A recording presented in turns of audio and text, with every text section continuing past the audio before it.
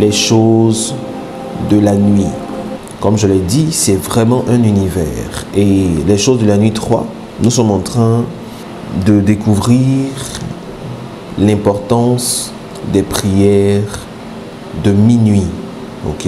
L'importance des prières de la nuit.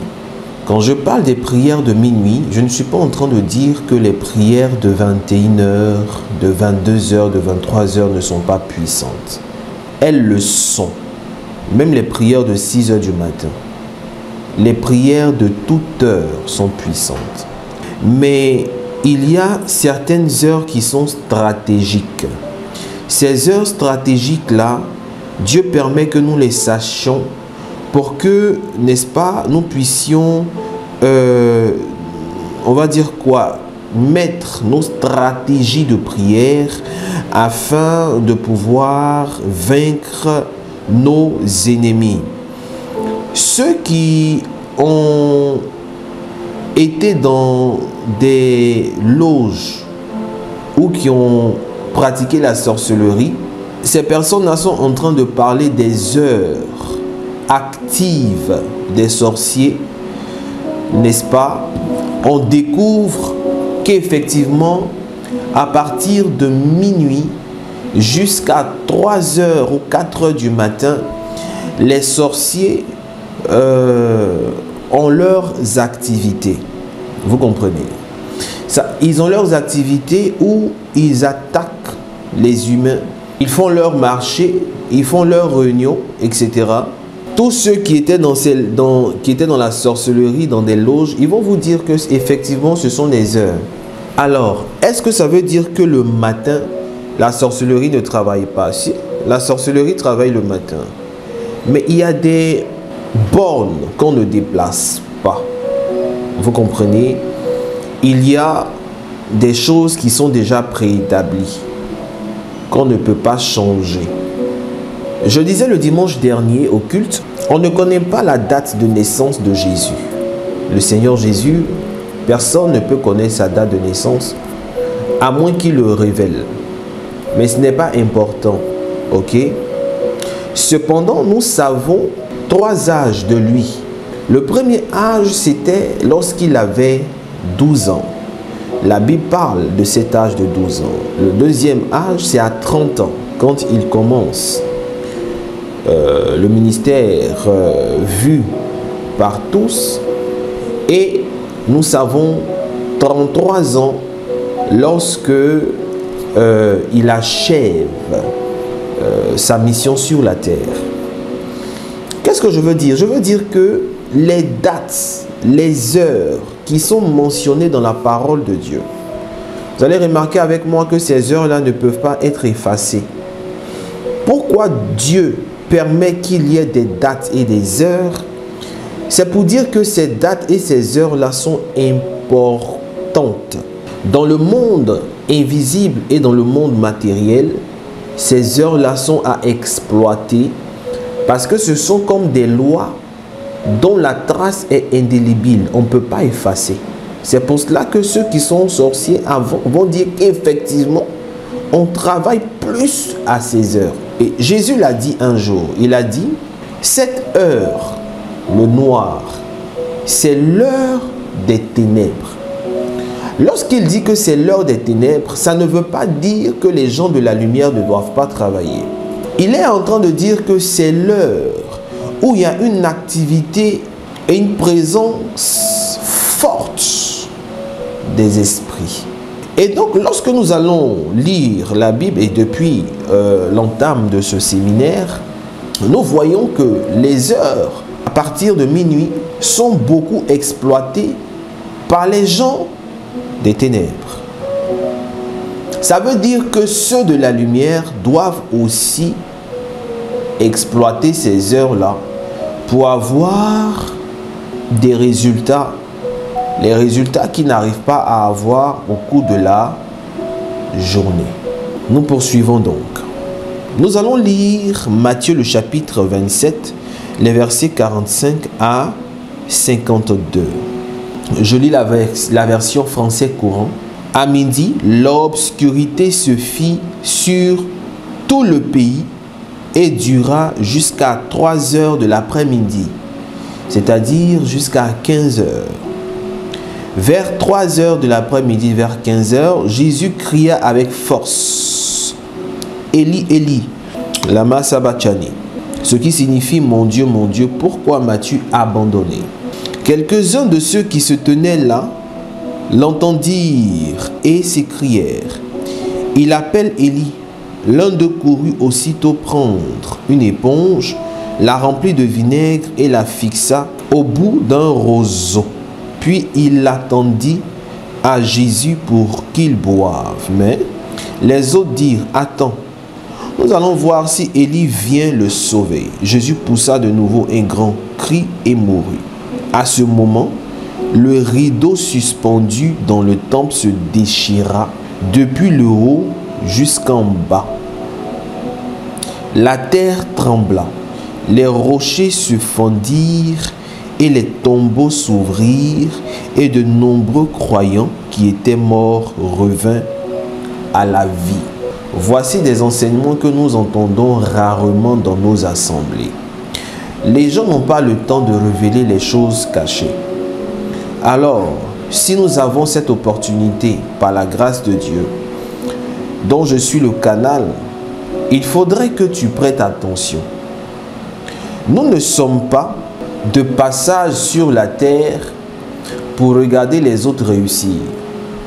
Jésus dit, depuis le temps de Jean-Baptiste, le royaume des cieux est forcé et seuls les violents s'en emparent.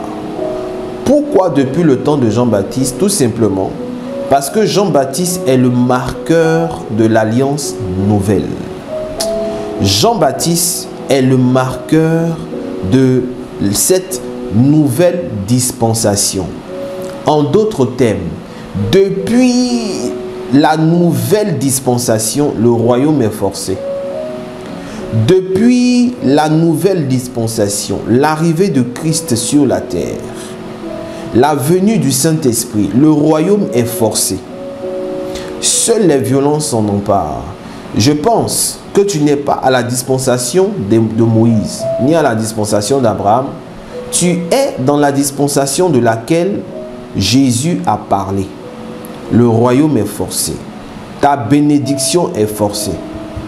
Ta réussite est forcée. Tout ce que tu veux, c'est avec la force, avec la sainte violence. Tu ne dois pas dormir. Un jour, Jésus dit, un peu sommeillé, un peu endormi, et la pauvreté te surprendra comme un voleur. La disette te surprendra comme un homme en armes. Est-ce que ça veut dire qu'il ne faut pas dormir? Parce qu'il dit un peu sommeillé. Genre, tu es là et puis tu piques un peu, le voleur arrive. Est-ce que ça veut dire qu'il ne faut pas dormir? Écoutez, il n'est pas question de sommeil physique.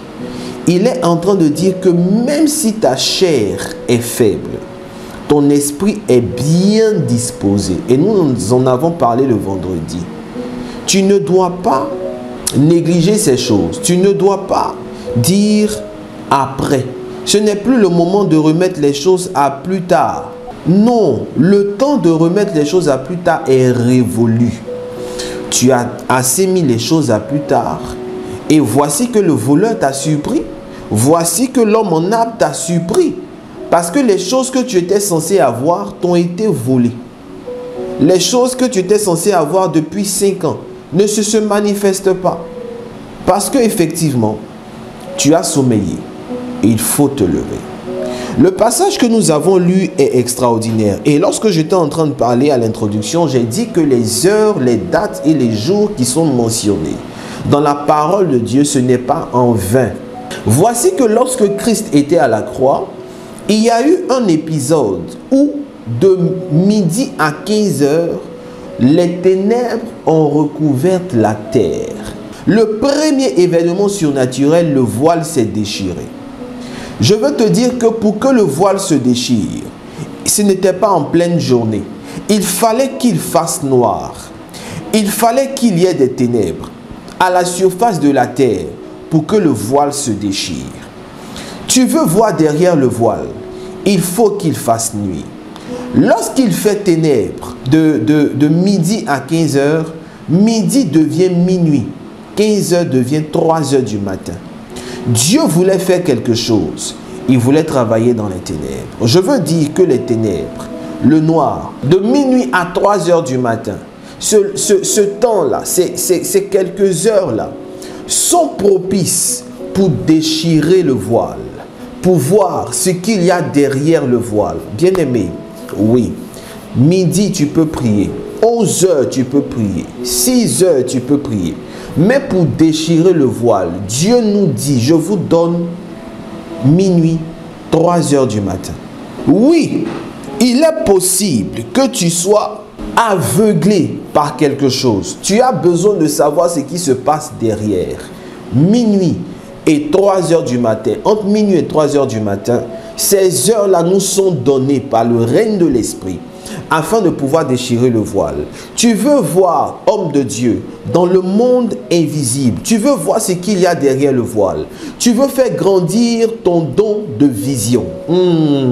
C'est la nuit, de minuit à 3 heures du matin, que le voile est déchiré. C'est de minuit à 3 heures du matin que l'œil spirituel est ouvert. C'est de minuit à 3 heures du matin que tu pourras perfectionner ton don. De minuit à 3 heures du matin, si tu te lèves pour dire que le voile soit déchiré afin que mes yeux voient derrière le voile, c'est l'heure que Dieu choisit pour déchirer le voile sur ta tête, pour déchirer ce qui t'empêche de voir dans le monde invisible, pour déchirer ce qui t'empêche de voir ce qui est derrière le voile. Minuit, entre minuit et 3 heures du matin, lève-toi et fais tes prières, lève-toi et fais tes demandes. Tu verras que tes yeux vont s'ouvrir.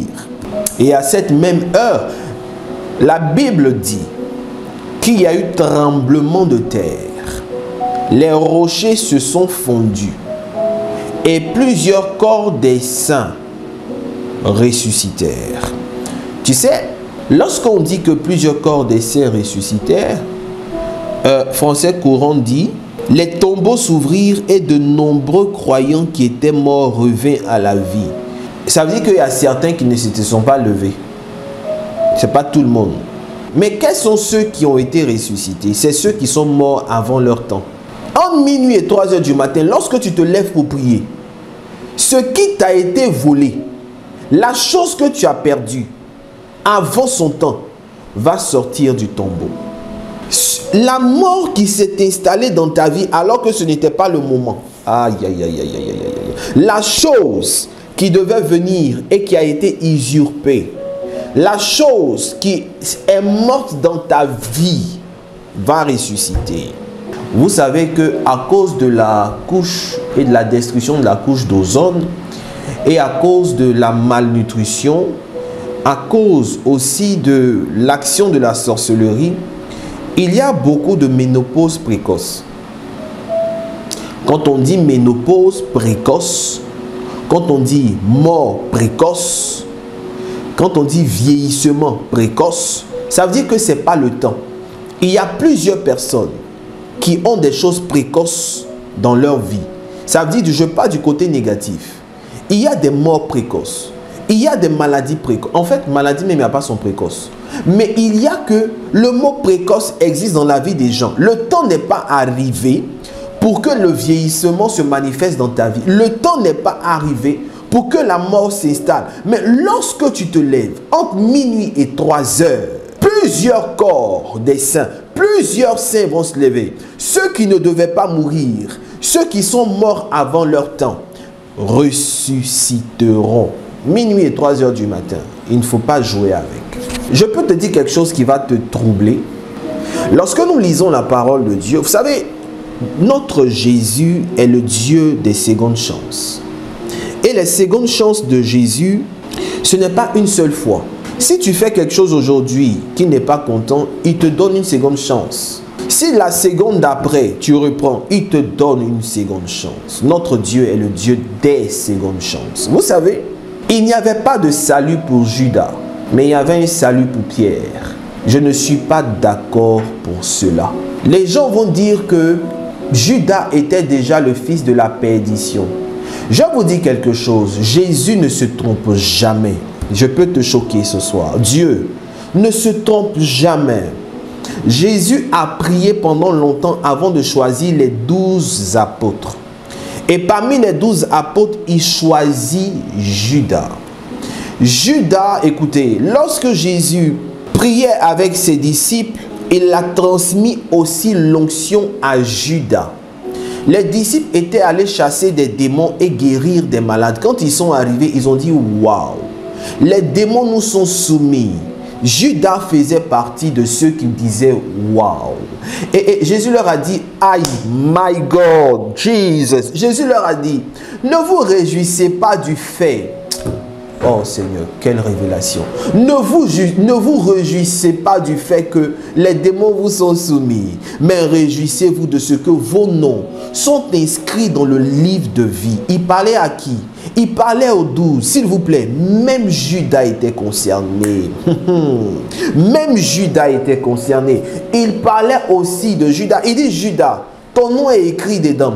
Mais comment se fait-il que Judas a trahi Jésus? Et il y a aussi Pierre qui a trahi Jésus, parce que Pierre l'a renié 3 fois. Renier quelqu'un, c'est le trahir. Ne me sortez pas des dictionnaires compliqués pour dire que trahir et puis quoi renier, c'est pas pareil. C'est la même chose. Pierre a renié Jésus.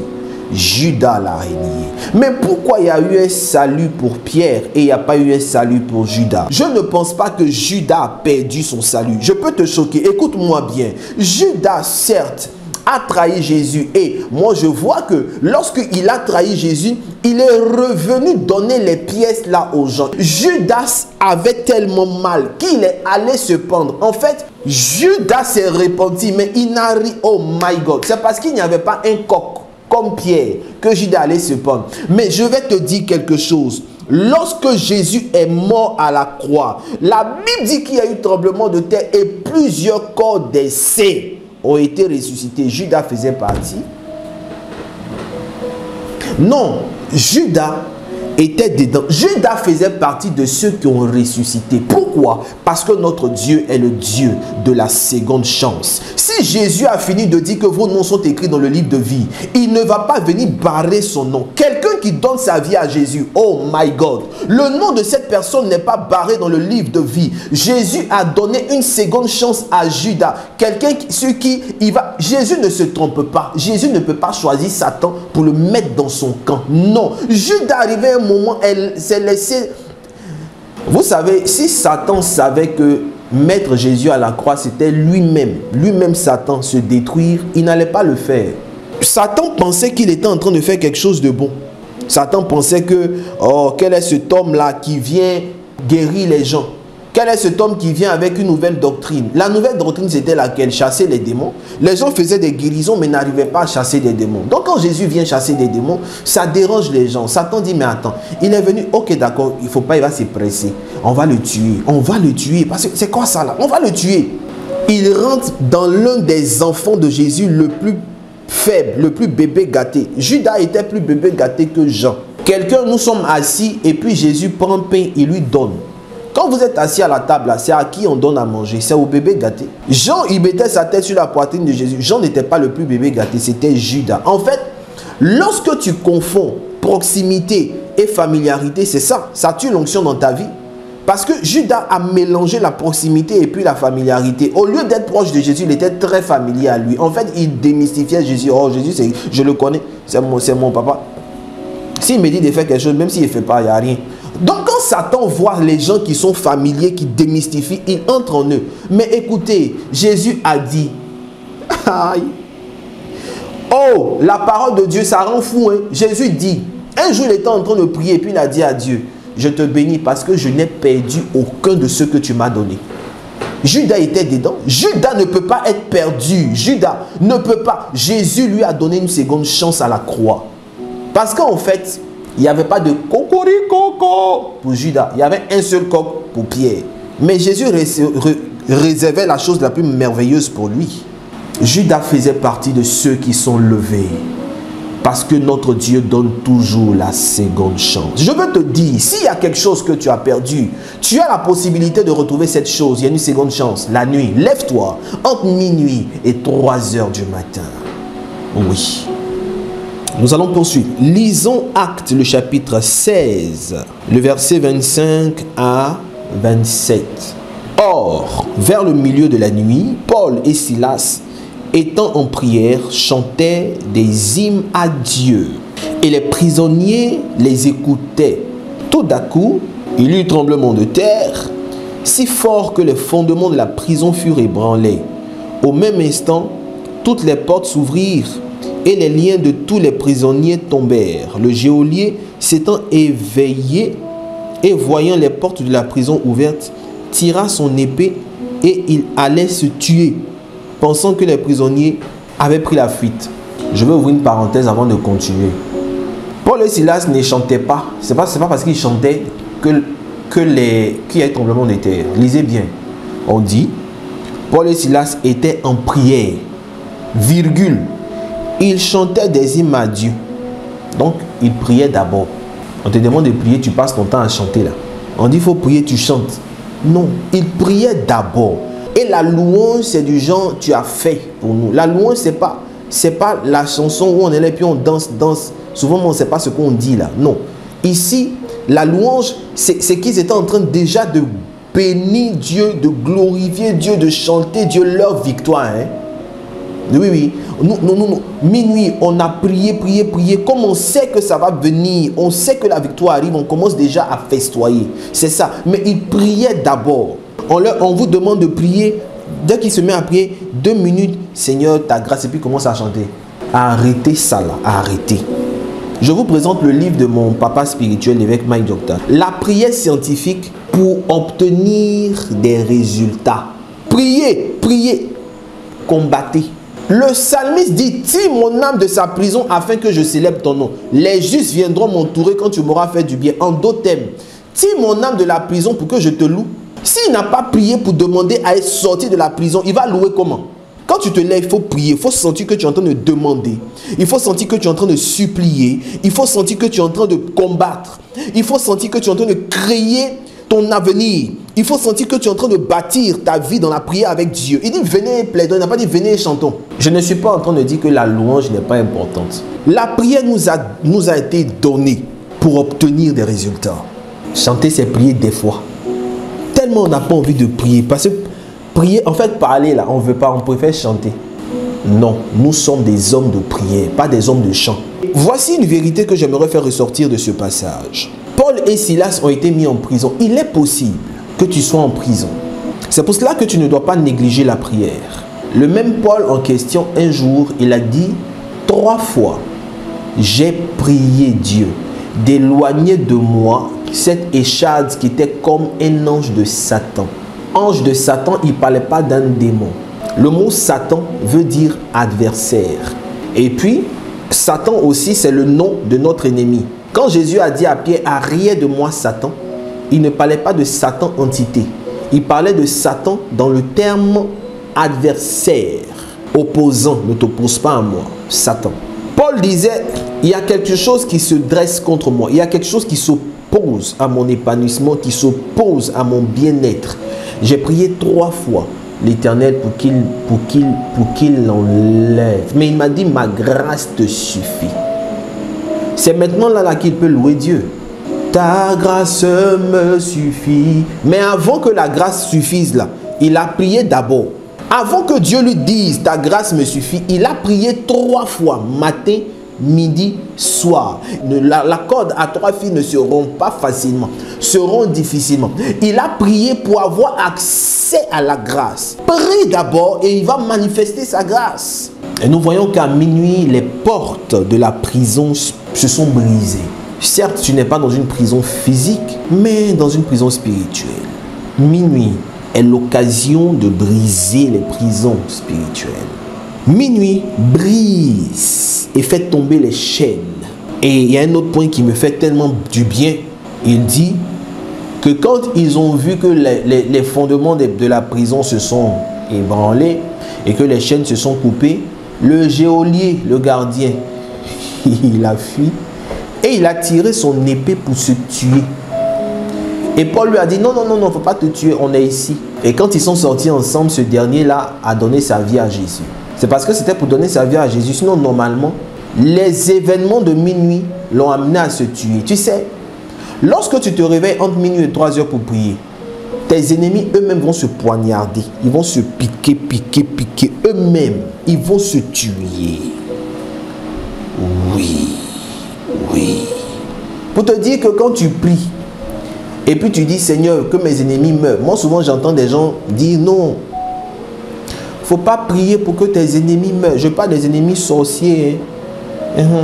Faut pas, je ne parle pas de celles qui sortent, tu sors de ta maison et puis quand tu lui dis bonjour, elle ne répond pas. Il y a des personnes qui ont un mauvais caractère, un sale caractère de porc. Ceux-là, on n'a pas besoin de prier pour qu'ils meurent. Laissez-les comme ça. Leur éducation, ils n'ont pas écouté ce que leur maman et leur papa leur ont dit. On n'a pas besoin de prier pour ceux-là, laissez-les comme ça. Je parle de ceux qui sont méchants et qui ne veulent pas que tu réussisses, qui emploient des moyens mystiques ou des moyens intelligents, je ne vais pas dire intelligents, malignes, pour te créer des ennuis. Ceux-là, ils doivent mourir. Oui, ton sorcier doit mourir. Mais écoute, il y a des personnes qui disent que mais quand tu pries pour que les gens meurent là, tu es un assassin. Non.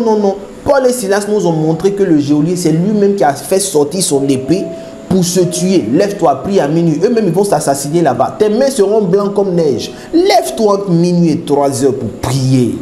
Alléluia.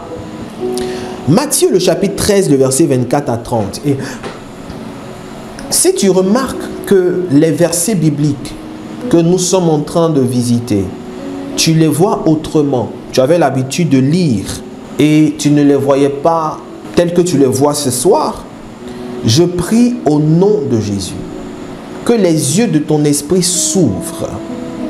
Je prie que le voile se déchire afin que tu aies cette nouvelle capacité spirituelle de lire entre les lignes, de vivre véritablement les choses que Dieu voudrait t'enseigner.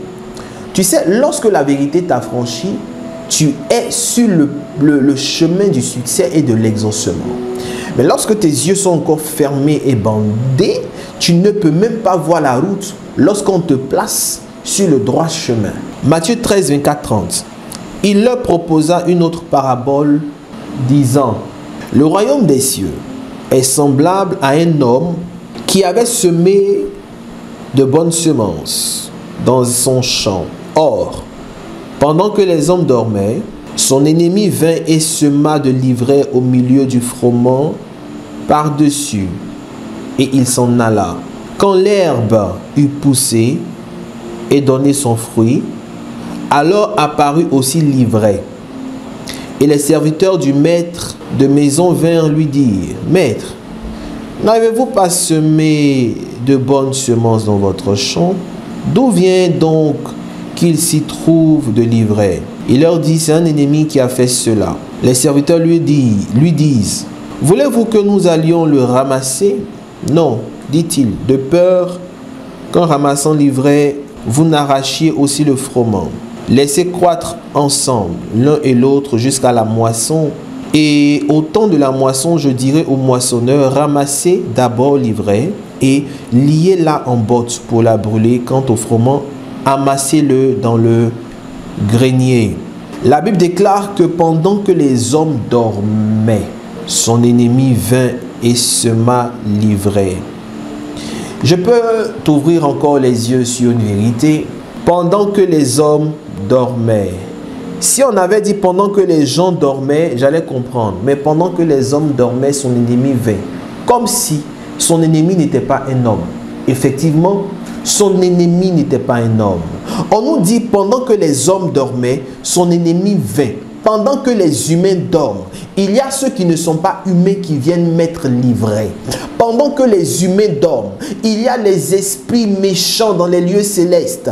Il y a les dominations, les autorités, ceux qui sont la hiérarchie satanique, qui vient semer l'ivraie pendant que les gens dorment. Bien-aimés, c'est dans la nuit que l'ennemi vient semer l'ivraie. C'est dans la nuit que le non-humain vient semer l'ivraie. C'est dans la nuit que les esprits viennent semer l'ivraie. La journée, qu'est-ce qu'ils font? Ils vont récolter ce qu'ils ont semé la nuit. La journée, ils vont voir si ce qu'ils ont semé a pris. Écoutez, c'est la nuit qu'ils le font. C'est pour cela que la nuit, tu ne dois pas dormir. Ah, homme de Dieu, mais je travaille la journée, je ne dois pas dormir la nuit. Non. Le vendredi, je vous ai donné la réponse. Jésus a dit à ses disciples, vous n'avez même pas pu veiller une seule nuit. Je tiens à te rappeler qu'une heure dans ces parvis, ça vaut que 1000 heures ailleurs. Si tu fais une heure dans les parvis avec Dieu, tu seras en train de faire 1000 heures ailleurs. Et lorsqu'on a calculé les 1000 heures, ça fait 2 ans et quelques. Écoute-moi, une heure dans les parvis, une heure dans la présence de Dieu pendant la nuit.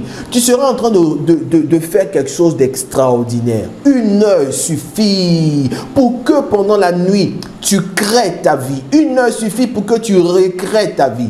Une heure suffit pour que tu chasses l'ennemi qui vient semer l'ivraie. Une heure suffit. C'est la nuit que les semeurs d'ivraie sont relâchés. C'est la nuit qu'ils sont relâchés dans les champs. C'est la nuit donc qu'il faut faire barrière. Une heure suffit pour commencer. Il faut les combattre la nuit. Vous savez, lorsque on se lève la nuit, on barre la route aux semeurs d'ivraie. Ils ne peuvent pas s'approcher. Mais il y a aussi que tu peux ne pas être là quand ils arrivent. Tu peux veiller une heure. Et lorsque tu vas te retourner, c'est après que tu aies veillé qu'ils vont venir. Mais puisqu'on sait que c'est la nuit qu'ils viennent mettre l'ivraie, non seulement tu as la capacité de leur faire barrière, mais dans ta stratégie de prière, tu peux semer de l'herbicide. Quand ils vont semer leur ivraie, ça ne va jamais pousser. Parce que l'herbicide va la tuer. Alléluia. L'importance de prier la nuit. Je veux te parler de Hadès. Hadès est l'entité qui est libérée contre l'Église. Satan n'est pas omniprésent.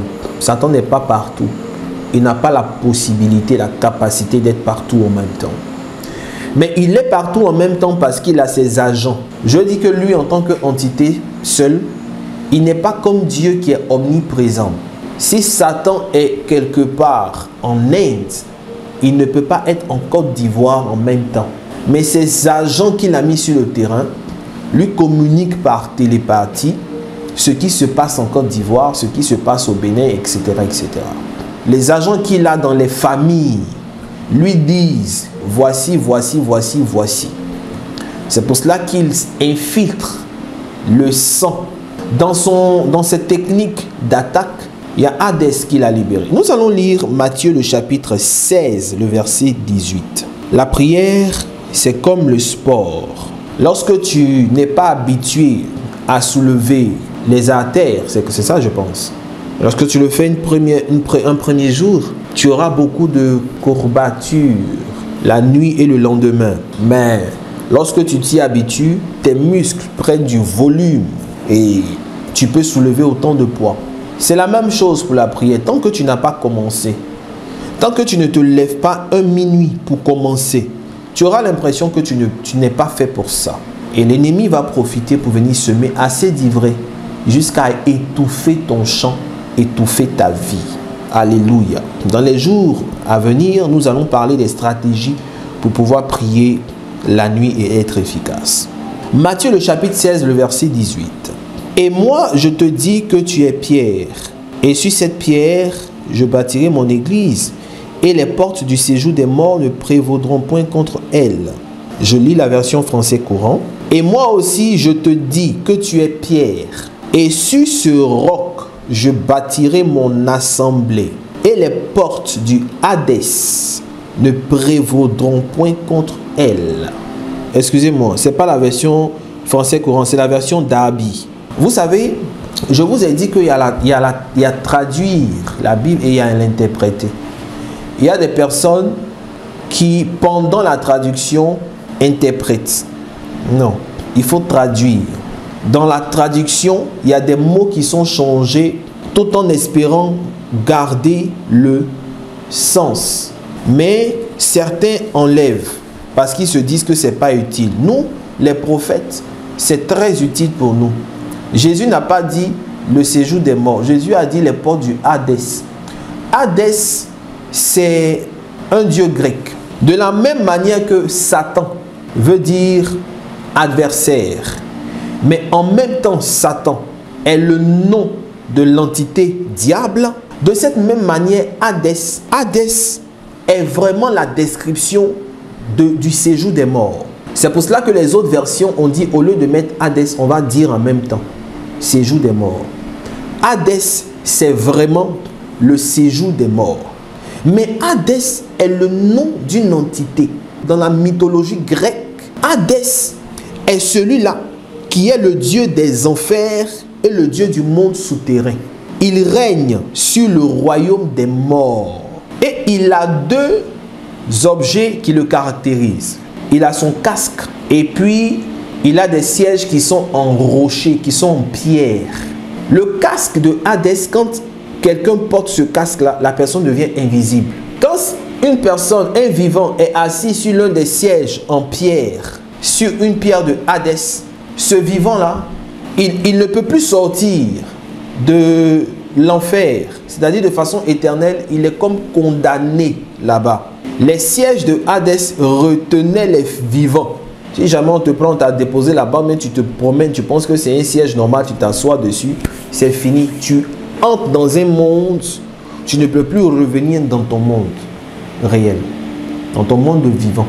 Quand Jésus dit, tu es pierre, sur cette pierre je bâtis mon église et les portes du séjour de Hadès ne vont pas prévaloir. En d'autres termes, qui est l'ennemi de l'église? C'est Hadès. Hadès a été spécialement délégué contre l'église, le dieu des enfers. Maintenant, regardez ce qui le caractérise, le casque de l'oubli, le casque de l'invisibilité. Quand tu as ça sur ta tête, on ne te voit plus. Et puis son siège qui retient de façon éternelle ceux qui s'y asseyent. Maintenant, regardez ce que Jésus dit. Jésus dit, qu'est-ce que les gens disent que je suis? Lorsque vous remontez au verset plus haut, il dit, que disent les gens que je suis? En d'autres termes, les gens pensent quoi de moi? D'autres disent que tu es Élie, d'autres disent que tu es Moïse, d'autres disent que tu es Jean-Baptiste. Il dit, vous, que dites-vous que je suis? Or, l'on dit ce qu'il pense. Écoutez-moi bien. Et Pierre a dit la pensée qu'il a de Jésus. Lisons le verset 13. Jésus étant arrivé dans le territoire de Césarée de Philippe, demanda à ses disciples, qui dit-on que je suis, moi le Fils de l'homme? Ils répondirent, les uns disent que tu es Jean-Baptiste, les autres Élie, les autres Jérémie ou l'un des prophètes. Et vous, leur dit-il, qui dites-vous que je suis? Simon-Pierre répondit, tu es le Christ, le Fils du Dieu vivant. Jésus, reprenant la parole, dit, tu es heureux, Simon, fils de Jonas, car ce ne sont pas la chair et le sang qui t'ont révélé cela, mais c'est mon Père qui est dans les cieux.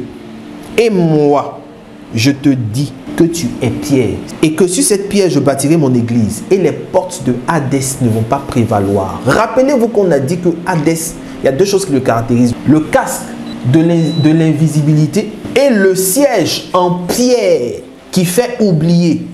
Mais regardez Jésus. Jésus dit, il y a quoi dans votre tête? Qu'est-ce qui est... Oh my God. Il y a quoi dans votre tête? Pour que je sache ce qui est dans votre tête, il faut que vous me dites qui je suis. Et voici que Pierre dit, tu es le Fils du Dieu vivant. Quand il finit de dire ce qui est dans sa tête, Jésus lui dit, maintenant tu as créé la pierre sur laquelle je vais bâtir mon église, pour ne pas que le casque de Hadès vous rende invisible. Pour ne pas que le siège de Hadès fasse qu'on vous oublie. Bien-aimé, Hadès là, c'est lui qui est libéré contre l'église. Et ses principales armes, c'est la tête et le fondement. Lorsque Hadès vient contre l'église, contre l'assemblée, il vient modifier, changer la mentalité des gens. Il vient se rassurer que l'église n'est pas transformée, ne se laisse pas transformer. par le renouvellement de l'intelligence. Et il fait de sorte que l'Église n'ait pas la base solide. Qu'est-ce qu'il fait? Il cherche à renverser les fondements de l'Église. Voici la puissance de Hadès. Écoutez-moi, si Hadès réussit à porter son casque sur la tête de l'Église, si Hadès réussit à mettre les fesses de l'Église sur son siège en brochet, c'est fini. Et quand c'est comme ça, c'est la mort. Puisque c'est lui qui est le gardien du séjour des morts. Il est le gardien des enfers, l'enfer de la maladie, l'enfer de la pauvreté, l'enfer de je ne sais pas quoi, l'enfer de tout ce qui est connerie là. C'est lui qui est le gardien de ça. Mais tranquillement, il ne vient pas de façon bizarre avec un visage pour t'effrayer dans la nuit. Il va te porter le casque de l'invisibilité. Tu ne pourras plus, c'est-à-dire que au lieu, tu es capable de dire, il va dire, Jésus est qui pour toi? Jésus c'est un homme. Jésus c'est un homme, il ne peut pas travailler pour moi. Jésus est qui? C'est Jérémie, ce n'est qu'un prophète. Il fait de sorte que tu enlèves de ta tête et que tu ne réalises pas que Jésus est le Fils de Dieu, que Jésus est Dieu. Voici le problème de nos églises. Et l'église, ce n'est pas le bâtiment. L'église c'est toi. L'église c'est moi.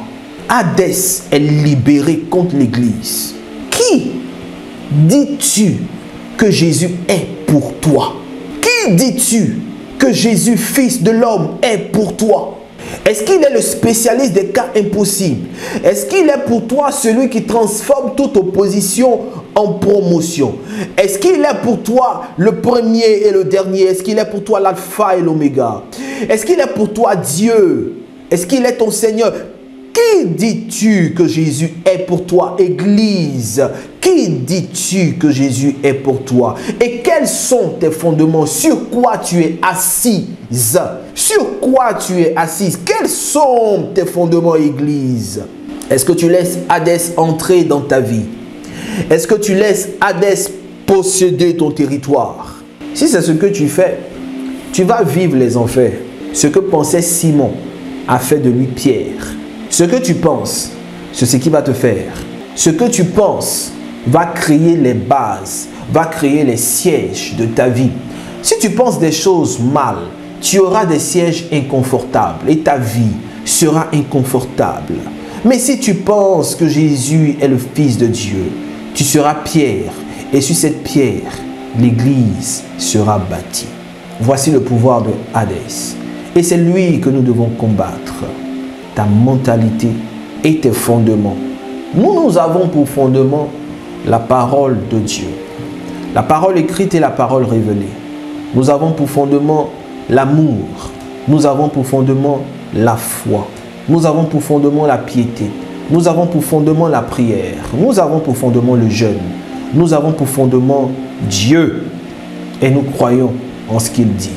Ma prière pour toi, c'est que tu comprennes ces principes qui sont vrais et que tu expérimentes la puissance de Dieu. Prends ton cadenas.